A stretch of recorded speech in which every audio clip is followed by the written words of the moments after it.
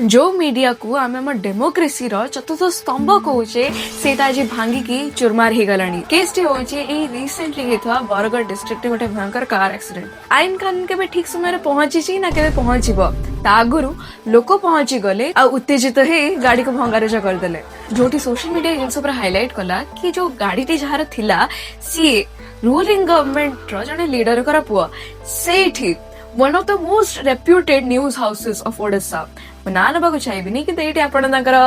Video देखी पारे से मेंशन कले कि अमानिया गाड़ी उपरे लोक उत्तेजित हो भंगारुजा कर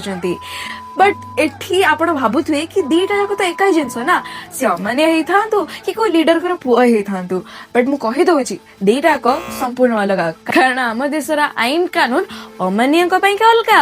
आउ कनेक्शन थिबा लोगन पई अलगा अमानिया जदि हेइथिबे ताले हां किछि दिन जेल काटिबे किछटा कंपेंसेशन पई के पैसा देबे प्रॉपर नहले नाही कि पनिशमेंट तो निहाती पाइबे किंतु जे लीडर को पुआ अच्छी से पुलिस स्टेशन माटी मारे आगुरी ही नारे बेल हो जाइथिबो घरे पहुंचुका आउ गोटे नुआ गाड़ी किणा है रेडी रखा जो गर्वर सह आप कहते कि 4.5 कोटी ओडिया आपन विश्वास करुँच आपण से जगह सठिक तथ्य को सठिक खबर को लोगों पाखे पहुंचू ना कौन जीवा आगुरी वीडियो टी लाइक करने को भूलें ये इश्यू रिगार्डिंग आपण मन को जहाँ भी ओपिनियन आसमेंट करने को भूलें एंड मो चैनल टी सब्सक्राइब करने को भूलें जय जगन्नाथ।